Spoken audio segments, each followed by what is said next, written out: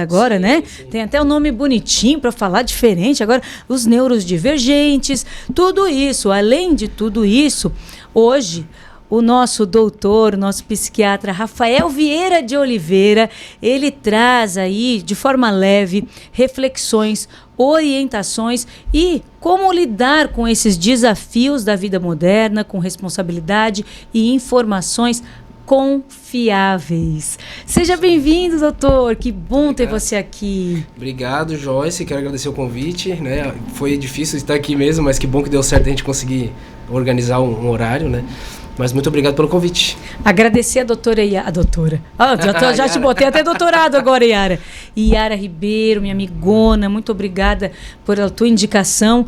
Olha, hoje deu certo, deu certo. É um tema que é bastante mencionado hoje em dia, é bastante mencionado até nas redes sociais, em vários desses, até abordando, mas muito puxado para o lado do humor. Né? Hoje ficou aí disseminado, a gente vê vários memes, inclusive eu dou risada de vários, tá, gente? Então, não estou criticando, mas às vezes também isso peca porque as pessoas ficam apenas nesse lado engraçadinho da situação. E isso atrapalha, às vezes, até a própria pessoa, o diagnóstico, não é mesmo? Atrapalha não só a questão do diagnóstico, como também estigmatiza um pouco... menospreza, como se a pessoa não tivesse um sofrimento ou uma perda da qualidade de vida por conta do diagnóstico, né, que deveria ser feito, né.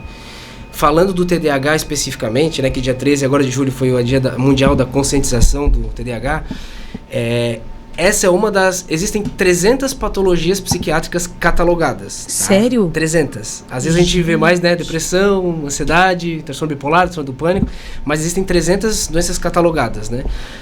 O TDAH, eu costumo dizer que ela acaba sendo o transtorno que mais o paciente consegue se adaptar ao longo da vida e passa meio batido, e muitas vezes a pessoa consegue constituir família, casar, ter filhos, trabalhar. Então, se a gente não consegue, às vezes, fazer um diagnóstico precoce, o indivíduo, às vezes, nasce, vive, morre sem saber que tem TDAH. Às vezes, até quando chega a procurar ajuda com psicólogo, ou no meu caso, como psiquiatra, o motivo de ter buscado ajuda é outro. Eu vim porque eu tô muito ansioso, ou eu vim porque, sei lá, tô bebendo demais, ou tô comprando demais. E aí tu vai ver, de fato, tem essas complicações, mas às vezes a patologia de base é um TDAH, por exemplo, não diagnosticado, né? E também, às vezes, não tratado da forma correta. Sim.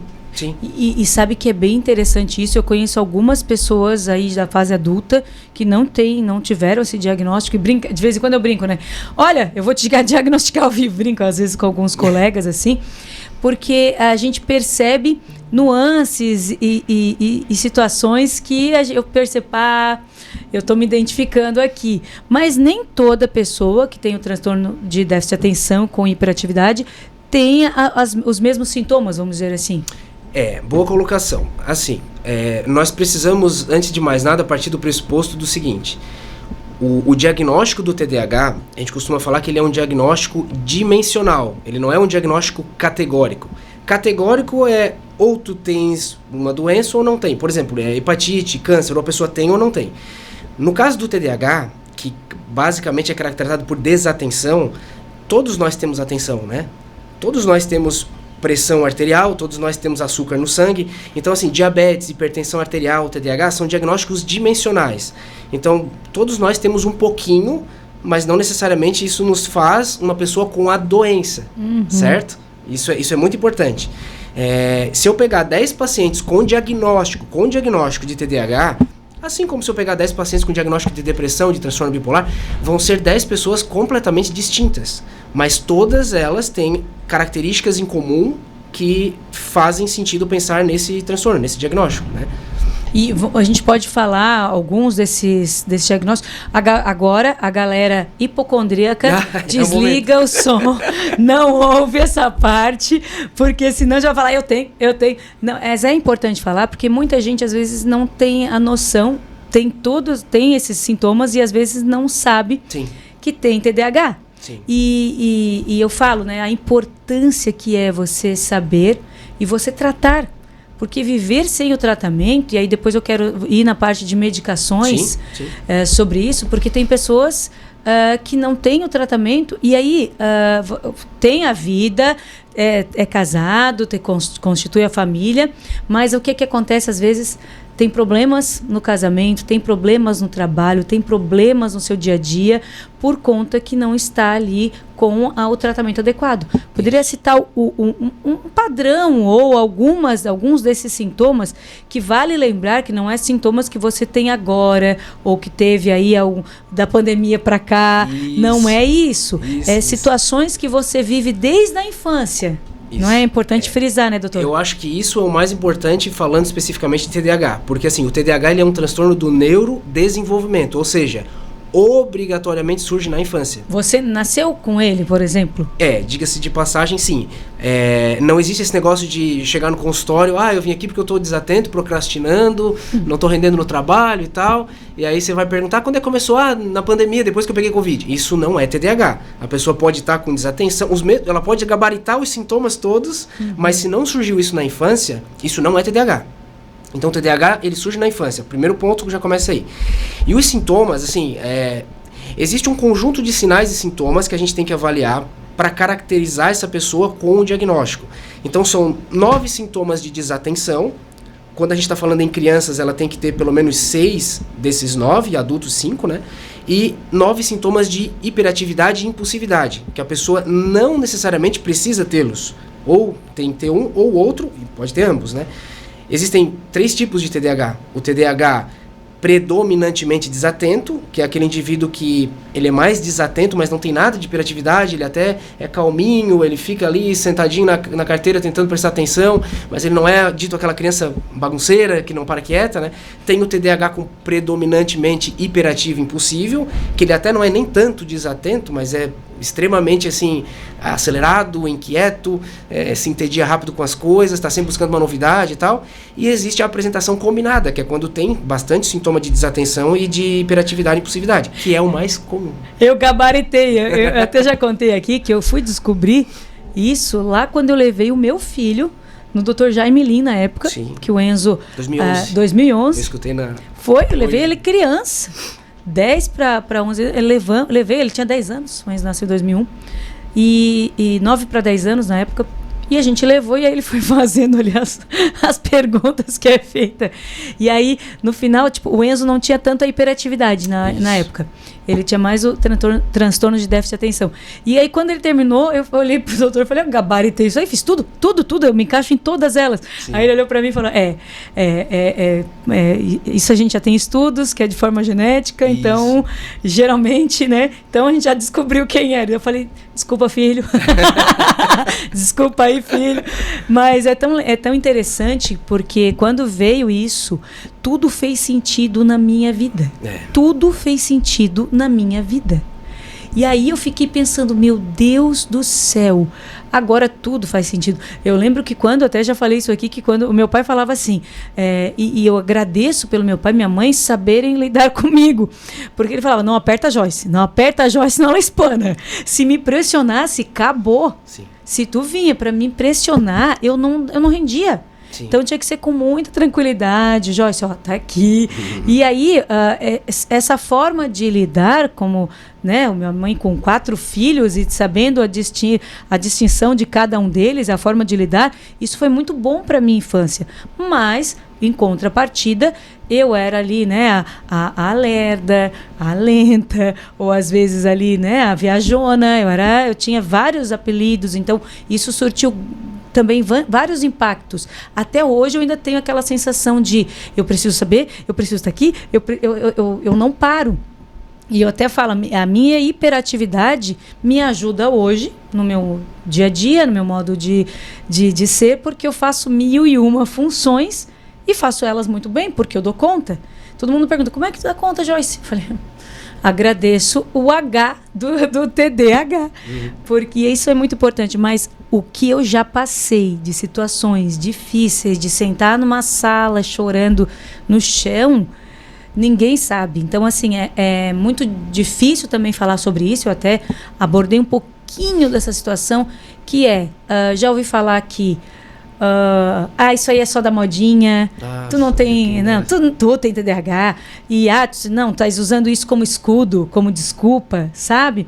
E eu teve um momento da minha vida que eu usava isso até de bom humor, meu TDAH. Hoje não, eu uso hoje, que é a minha história, isso faz parte de mim, isso é a minha condição. Eu sou a Joyce Baricala, na realidade é Joyce Roberta Silveira Baricala de Oliveira, com TDAH, e pronto. E eu me trato, e eu me medico, e eu me ajudo, porque a gente precisa entender que quando a gente tem uma condição, tratá-la e cuidá-la. E isso é saúde. E quanta gente não faz isso, doutor? Por exemplo, você usa óculos, né? Você não vai, se tu começa a ficar com falta, né, de dificuldade para enxergar, para ler e tal, você não vai, eu não vou no oftalmologista porque eu tenho medo de me dar um óculos e sair de lá com... Se isso é uma situação que vai resolver o teu problema, por que não uma criança, muitas vezes, que está tendo um prejuízo acadêmico, seja por desatenção, ou às vezes, né, o que é um mito, achar que toda criança com TDAH precisa ser uma criança que repete de ano ou que fica em prova final, né? Ou se às vezes o problema dela é mais comportamental, de hiperatividade e tal, por que não fazer uma avaliação, ter um diagnóstico precoce, fazer um tratamento e ter uma vida mais leve, assim, sabe? Porque, por exemplo, você constituiu toda a sua jornada até 2011 com TDAH não tratado, certo? Se tu não tivesse tratado de 2011 para cá, provavelmente tu seguia com a tua jornada. Só que tu poderia ter tido muito mais leveza no caminho até aqui com o tratamento do que sem ele. Eu não ia ser comunicadora, eu ia viver de stand-up. Sabe? Porque assim, a nossa mente ela é muito frutífera, ela é muito criativa e muito assertiva, mas eu não ia focar. Sim. Em uma coisa, eu ia viver de várias coisas. Sim, e isso é uma coisa muito interessante no paciente com TDAH, né? Porque geralmente são indivíduos que tendem a se entediar facilmente com as coisas, né? O que acontece no cérebro do indivíduo com TDAH? Ele tem uma diminuição de um neurotransmissor chamado dopamina numa região específica do cérebro, que é a região chamada córtex pré-frontal, que é essa região bem atrás da testa, né? E no núcleo accumbens, que é uma área relacionada a recompensas, né? Então, assim, pessoas com TDAH, de maneira geral, tendem a se entediar mais facilmente, tendem a ter dificuldade de adiar certas recompensas, então são mais imediatistas. Por conta disso, tem uma alta propensão a desenvolver compulsões e abusos, seja por compras, por comida, por sexo, por drogas, álcool, por jogos. Encaixando umas duas aí. Porque são áreas, né? São áreas que a gente busca uma recompensa imediata, um prazer imediato. Né? Quando a gente tá meio triste, meio para baixo, vou comer uma coisa que eu gosto porque é que me dá prazer e tal. E eu fazia isso, tá? Agora eu estou num tratamento fortíssimo. E aí, assim, se a gente não faz o diagnóstico precoce e não faz o tratamento, a tendência é a pessoa buscar nesses comportamentos fugas para poder se manter focado numa determinada atividade. É bem comum, hoje eu não atendo mais criança, atendo mais adultos, né? Mas eu cansei de atender, por exemplo, assim, vinha os pais e vinha o filho lá, o Joãozinho, vamos supor. Aí eu perguntava, pai, o que trouxe o Joãozinho aqui? Doutor, trouxe aqui foi essa carta que a escola mandou. Porque a escola disse que ele está desatento, que ele não quer estudar, mas para ficar 5 horas no computador jogando, ele fica. Aí é que tá. Se aquilo ali já é o hiperfoco da criança, se é do interesse dele, ele vai ter aumento de dopamina de forma endógena, sozinho. E ele vai ficar 5 horas jogando. Agora, quando a gente faz o tratamento, eu ainda falo para os pais, né? Olha, depois que nós iniciarmos o tratamento, seja com remédio, enfim, né?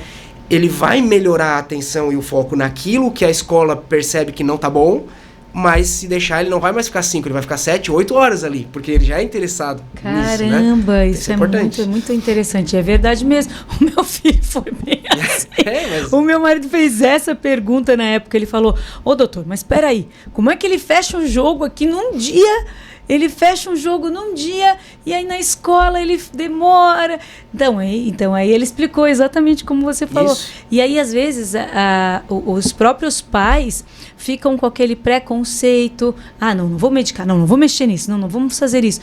E aí, às vezes, acaba não, né, de forma proposital, logicamente, mas no seu entendimento não está auxiliando o tratamento dessa criança, desse jovem. E aí, olha, onde acontece de repente aí algumas situações, até você falou de alguns vícios. Sim. Que vai repercutir aí na fase adulta e que infelizmente é bem, bem grave e necessário. A gente pede o intervalo? Vamos para o intervalo e voltamos, porque essa história está muito boa.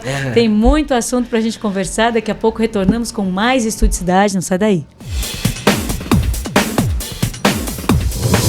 Você está ouvindo Estúdio Cidade.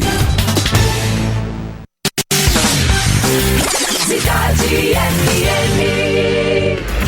Celesp Materiais Elétricos e Iluminação, há 30 anos iluminando caminhos. Sicredi, que valor tem o seu dinheiro? Escolha o Sicredi, onde o dinheiro rende um mundo melhor. Plano de Saúde Conceição, cuidados que acompanham sua família há gerações. Ligue 3302-7200. Plano de Saúde Conceição.com.br. Corcel, tudo fica melhor com energia. Uma cooperativa que atua com força e energia no desenvolvimento regional, com uma gestão transparente e profissional. Camilo e Guise, loteamento Arino Bressan, no bairro Monte Castelo, pronto para construir agora. Empório do Homem, moda para todos os estilos e ocasiões. A loja do homem moderno. Visite a Empório do Homem, no Farol Shopping. Dica rápida da Rádio Cidade para você cuidar bem do seu carro. Use o tipo de bateria recomendada pelo fabricante e evite dores de cabeça. Mais informações? 48 3626 3900.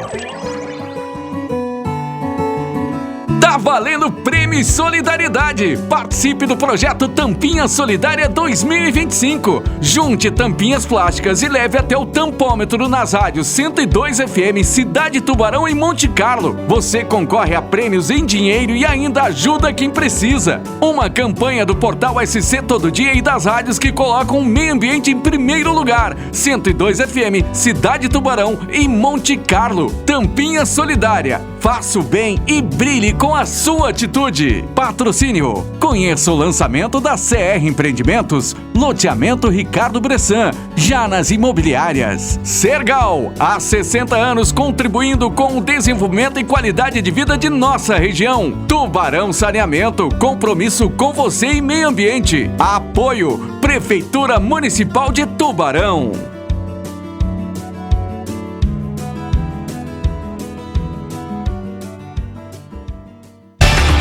Jornal da Rádio Cidade, edição das 13 horas. Sua fonte de informações do dia, de segunda a sexta-feira, 1h da tarde. Fique por dentro dos acontecimentos com notícias, entrevistas e opiniões que marcam o início da tarde.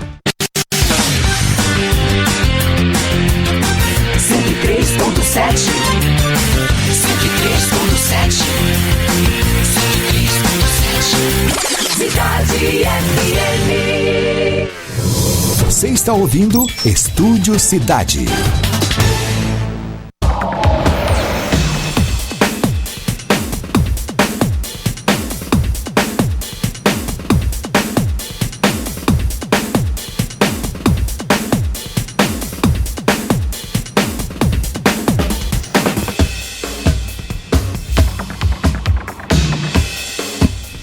Voltamos com essa conversa aqui extraordinária e vocês já viram, né? TDAH aqui é voz de fala e é muito bom, é muito importante. Todas essas tuas falas vêm de encontro com a fala, mas é assim, é por isso. E a gente percebe uma infinidade de enxurradas de vídeos na internet. E eu vi um muito engraçado esses dias, eu dei risada daí. E aí mostrei pro meu marido, olha aqui. Porque às vezes do nada eu tô aqui, né, concentrada em alguma coisa. E aí meu marido fala alguma coisa comigo e aí eu respondo ríspida, mas não grossa. Ríspida, sim, mas é... Porque eu tô concentrada naquele negócio. Aí meu marido fala, grossa. Ele disse que eu dou patada nele. Mas é com muito amor e carinho, não é nada.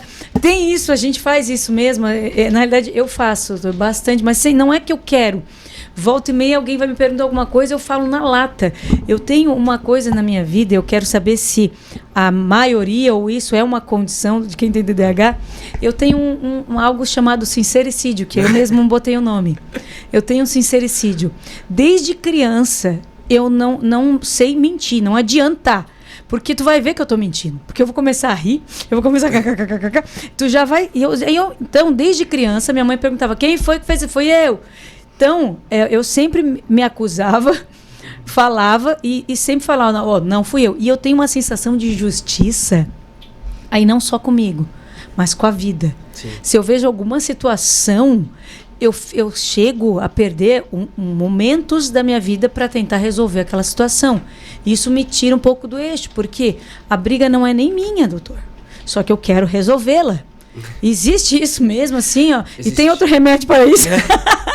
Não, existe isso e tem uma explicação muito simples, assim. Como eu falei que no caso do TDAH, geralmente um dos sintomas, em alguns casos, né, é a hiperatividade e a impulsividade. Existe uma região no nosso cérebro que é responsável por uma função chamada controle inibitório. Traduzindo assim numa linguagem mais fácil, o controle inibitório é a capacidade que o indivíduo tem de contar até 10, né? Traduzindo. Então, indivíduos com TDAH têm uma dificuldade de contar até 10. Tem uma dificuldade na questão do controle inibitório. Então, geralmente tendem a agir por impulso, né? E aí é onde, através do tratamento farmacológico, do tratamento com as terapias, se consegue melhorar essa questão, né? Para ter uma qualidade de vida melhor. Porque depois, dependendo da atitude que a pessoa toma, não dá pra voltar atrás. E aí é onde vem os problemas maiores, né? Entende? Isso é bem verdade, gente. Falamos agora de medicação e os mitos Joia. que traz atrás, né, que vem atrás delas.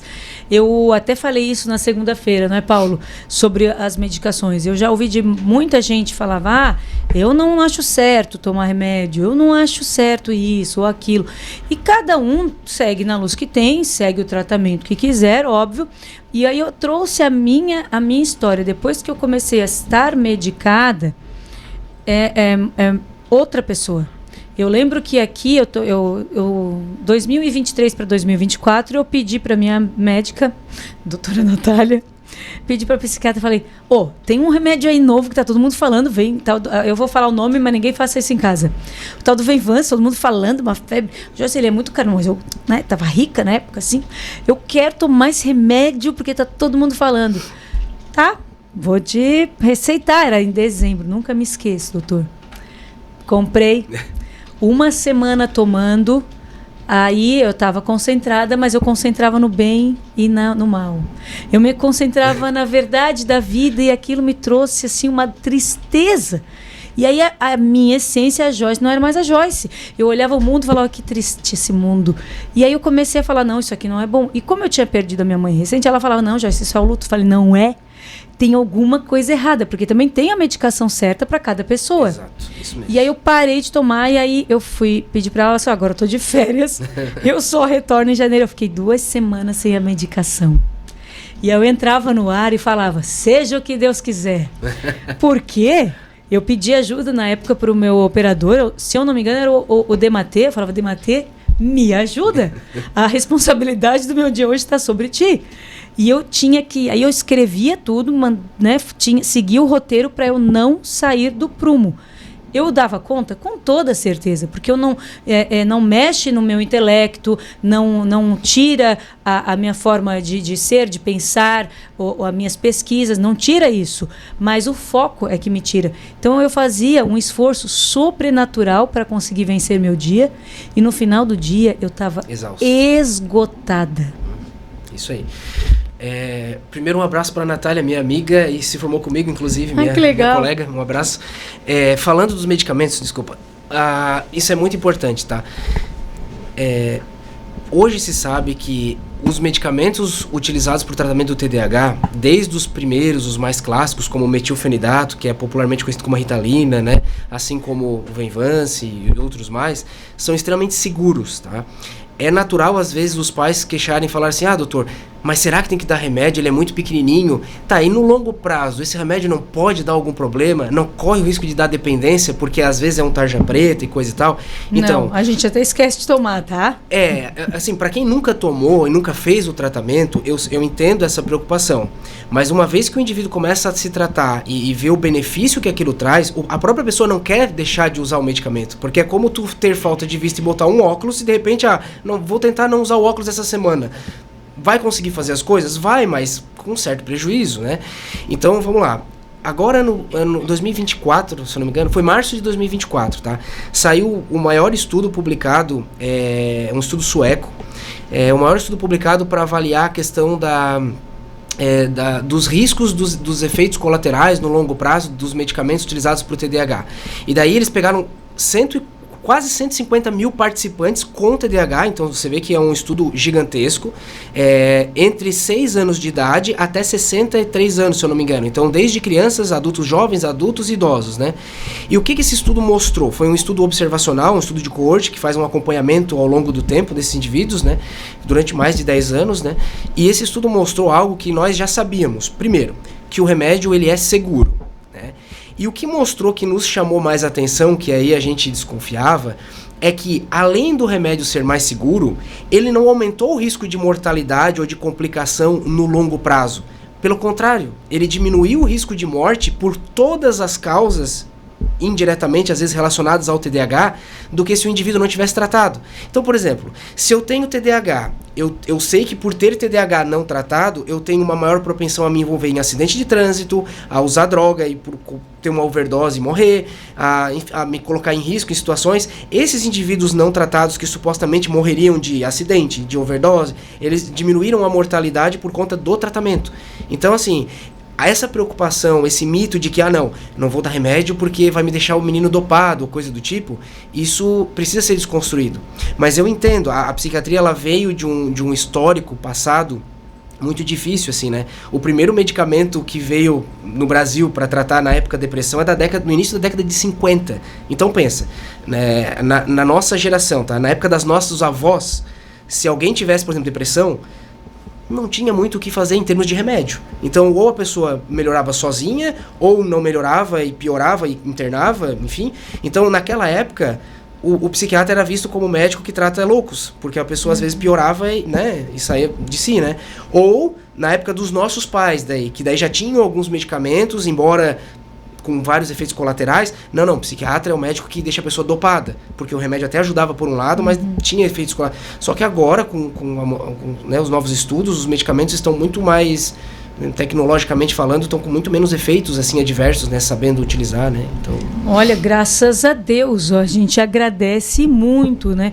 E aí a gente traz aí também, tem como o TDAH desenvolver outros tipos de transtorno ao longo da vida, se não... Via de regra, adultos que recebem o diagnóstico de TDAH, via de regra, eles vêm já com alguma outra comorbidade. Quando tem um outro transtorno associado, a gente chama de comorbidade.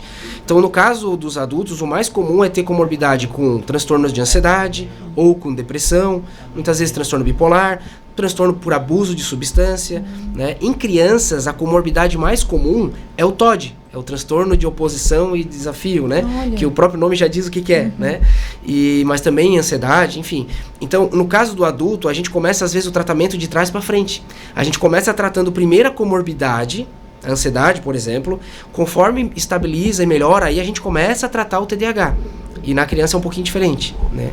Já vai... Nossa, gente. Olha, hoje eu tô aqui tendo uma aula, muito bom falar sobre isso, porque a gente ainda peca em algumas dessas situações, ou vai no imediatismo, ou acha que não, isso aí não precisa, isso aí é da modinha. Que eu ouço bastante e infelizmente ainda ouço isso. E uma vez, eu nunca me esqueço, que aí também acarreta problemas nos trabalhos de algumas pessoas. Eu, graças a Deus, sempre tive muita conversa com onde eu vou trabalhar, né? E eu, desde sempre, eu deixo claro a minha condição. Eu acho isso importante também. Às vezes, o fato de a gente esconder, isso é ruim.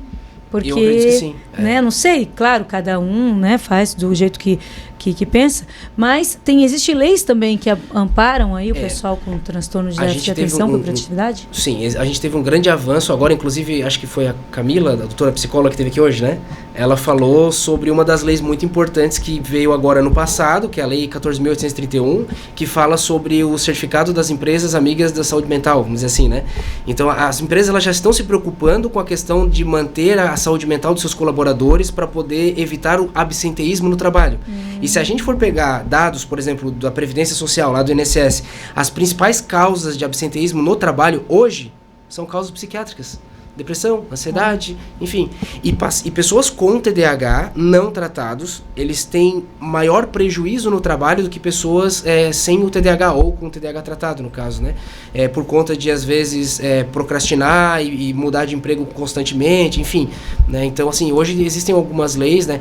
Tem um projeto de lei tramitando, eu não sei como é que está isso agora, mas para tentar enquadrar os pacientes com TDAH com os mesmos direitos de pacientes, por exemplo, com fibromialgia, com transtorno do espectro autismo. PCD, né? Entra como PCD. Eu também ainda não está finalizado isso, total. não está aprovado, mas tem isso tramitando, né, no Senado. Olha, eu estou sempre acompanhando, inclusive, isso, porque, por exemplo, eu já falei isso aqui, eu ainda falei essa semana pro meu marido, olha só, quem tem TDAH precisa ter vaga prioritária. Por quê? Porque a gente esquece de onde estacionou o carro. Eu falei para ele, eu nem dirijo, mas eu tô com o meu filho que tem TDAH, a gente sai e às vezes, onde é que está o carro? Vamos procurar. Né? É o encontro, é o suspense, é o mistério, onde estará o carro? E aí a gente vai procurando. E isso é muito ruim, porque se a gente tem amparo para colocar o carro numa vaga, gente, não é por, tá querendo aproveitar a vaga de alguém, não. É necessário. E as pessoas não se detêm. Por exemplo, fila. Sim. Eu fico agoniadíssima esperando numa fila, mas é de um ato. Não, porque ninguém gosta de fila nessa vida. Não, mas eu passo mal. Eu começo a me movimentar, eu fico ali, não. Daí eu começo a interagir, que é o pior. Olha aí, essa fila não anda, que a pessoa ali, não sei o que faz. Aqui, ó, o buffet tá ali, é só pegar a coisa e comer. Isso aí, deu, acabou. Não dá. E aí eu fico agoniada, porque a pessoa fica ali, vou pegar esse brócolis ou esse... Gente, pega o brócolis, quer vai lá. Não quer, pula. Aí tem vezes que eu faço assim, e aí eu peço desculpa pra vida, tá? Porque eu já cheguei no buffet e falei assim, eu vou pular, porque eu já não quero nada que tá aqui, eu vou pular lá pra outra mesa. Porque eu não tenho paciência. Não é porque eu não tenho paciência, porque isso aí é difícil de lidar com isso. E não adianta, eu respiro fundo, eu faço terapia, eu faço isso, mas quando eu entro numa fila, eu entro pra chorar, doutor. Um dos 9 sintomas da parte de hiperatividade que tem lá listado é exatamente isso que tu falou. Tá escrito bem assim lá no DSM-5. Dificuldade em aguardar sua vez, seja em fila, seja em, né? Então, é um dos sintomas do TDAH, no caso, nesse sentido da hiperatividade e impulsividade, né? E na hora de falar também, né? Que tá todo mundo numa conversa, eu fico... Termina frases antes que os outros concluam, né? Responde perguntas antes de terminar, né? Isso mesmo. E quando a gente troca as palavras, por que acontece isso? Às vezes pode ser um pensamento acelerado, né? Campanha tampinha solidária. Quantas vezes eu já falei aqui campinha solidária, eles morrem de rir da minha cara, mas é mais rápido, a minha mente, ela tá lá. Sim. Então eu juntei as duas palavras e foi. Sim. E aí, como é que faz para lutar com isso? Tem como? Não, tem. O tratamento, ele justamente ajuda a controlar esses sintomas, né? E uma outra comorbidade que é bem comum em criança, que eu até não havia falado, mas tu comentou isso agora, me lembrei, é a questão dos distúrbios da linguagem, né? Por exemplo, dislexia, descalculia. Então, por exemplo, na dislexia, o indivíduo, ele tem isso que tu comentou agora, de trocar, só que na leitura. Né? E aí, às vezes, a criança está tendo um mau desempenho acadêmico, não é porque ela é desatenta, às vezes é porque ela não consegue interpretar o que está escrito ali, ou tem descalculia na questão da matemática e tal, ou às vezes pode ter as duas condições, ter TDAH e também ter dislexia, né? Então é importante o diagnóstico primeiro correto, para poder se fazer o tratamento mais assertivo, porque no paciente com dislexia, talvez ele vai precisar de um acompanhamento fonoaudiólogo, vai precisar de outros tratamentos que somente a pessoa que tem TDAH não precisaria, entende? Então isso é... Uma amiga minha, psicóloga, ela diz que vai em vários estudos por aí, que a filha dela recentemente tinha o TDAH e ela foi diagnosticada também com autismo. Uhum. E aí ela viu que tem vários estudos falando que às vezes a pessoa com TDAH, às vezes ela tem alguma outra condição. Isso. Né? Ela disse, olha, ou às vezes altas habilidades, ou às vezes o autismo, e então era interessante pesquisar. Aí essa minha amiga, um grande beijo pra ela, não vou falar o nome dela aqui, ao vivo, quando a gente tá junto, ela fica, ô Joyce, isso aí é um traço de autismo. Eu vou, agora tu quer ser minha médica agora. Então ela fala, isso aqui pode ser altas habilidades. Conversa com o teu médico. E aí eu vou conversar com a doutora e eu sempre esqueço de falar isso. Sim. Vou começar a falar para ti agora. E isso é verdade mesmo? Às vezes tem relação, ou às vezes a pessoa que tem ou um autismo pode ter TDAH ou combinado, ou não, isso não é... Já tem bastante estudo que estabelece essa correlação, tá? No caso dos pacientes com autismo, né, no transtorno do espectro do autismo, 40% dos pacientes com autismo têm TDAH como comorbidade. Tá? Sim. É bem alto, né? Bem alto? No caso do paciente com autismo, a regra é ter uma comorbidade. Quando a gente vê que tem autismo, tem que pesquisar, porque dificilmente vai ter só essa condição, né? Isso não quer dizer que não possa acontecer, mas a regra é ter alguma comorbidade, né? E aí se precisa tratar as duas coisas, né? Porque senão a gente fica com um tratamento descoberto e aí pode ter os prejuízos, né? E até para organizar, tem a pessoa com altas habilidades, estão tirando ela de ser um novo Einstein por aí. Não, e veja bem, olha, quando a gente sai na rua e pergunta para qualquer pessoa leiga assim, o que tu acha que é uma pessoa com TDAH? Às vezes a maioria vai responder, associa já com criança, é uma criança que não presta atenção na aula, reprova e é agitada. Tem um fundo de verdade? Tem alguns sintomas que sim. Mas e se for uma criança que tem uma inteligência acima da média ou que tem altas habilidades? Às vezes ela não vai demonstrar um prejuízo acadêmico. Isso não quer dizer que ela não possa ter o TDAH. Então, por isso que é importante essa avaliação, né? Não é só, né, ler os critérios e achar que todo mundo tem, né, e tal. E como fazer agora, né, pra gente finalizar, que eu vou te liberar. Demoramos tanto para essa conversa que eu retive aqui o Dr. Rafael. Pra gente finalizar, para os pais aí ficarem cientes, quem que pode fazer este diagnóstico? Quem que, de repente, nessa conversa, olha, eu acho que eu tenho um pouco disso, eu acho que pode ser que o meu filho também está tendo essas dificuldades. Quem que pode trazer esse diagnóstico? Como buscar esse diagnóstico? O diagnóstico, essencialmente, ele deve ser feito por um médico, né? Qualquer médico, em tese, pode diagnosticar um quadro de TDAH, né? Mas, preferencialmente, a gente orienta a buscar o especialista. E a especialidade que trata dessa condição é a psiquiatria, no caso, a minha especialidade, né? E a neurologia. O pessoal da neuropediatria, né, acaba fazendo bastante essa avaliação. Se os pais tiverem aquele receio de, eu não vou levar no médico com um certo medo do remédio, tiver ainda esse preconceito, coisa e tal, o fato de levar já num psicólogo já abre uma possibilidade muito grande para poder depois ser encaminhado para esse diagnóstico assertivo ali, correto, né? Porque o profissional psicólogo, ele também consegue fazer uma avaliação detalhada, ele consegue fazer esse direcionamento, né? E vai fazer parte depois do tratamento também, né? Então... Quero agradecer demais a sua participação, doutor. Aproveitei mesmo o nosso momento. Para o pessoal que está nos assistindo, nos escutando e quer saber um pouco mais, como faz para... Tem bastante conteúdo que o senhor faz também nas redes sociais? Já fiz mais. Ultimamente, agora com 2 filhos pequenos, a gente não tem muito tempo, mas já fiz bastante conteúdo. Tem o meu Instagram, que é psiquiatra.rafaeloliveira. E basicamente é o Instagram que eu costumo postar ali alguns conteúdos relacionados a essa parte de neurociências, né, minha área de atuação, né, como psiquiatra, enfim. Muito obrigado mais uma vez e até a próxima.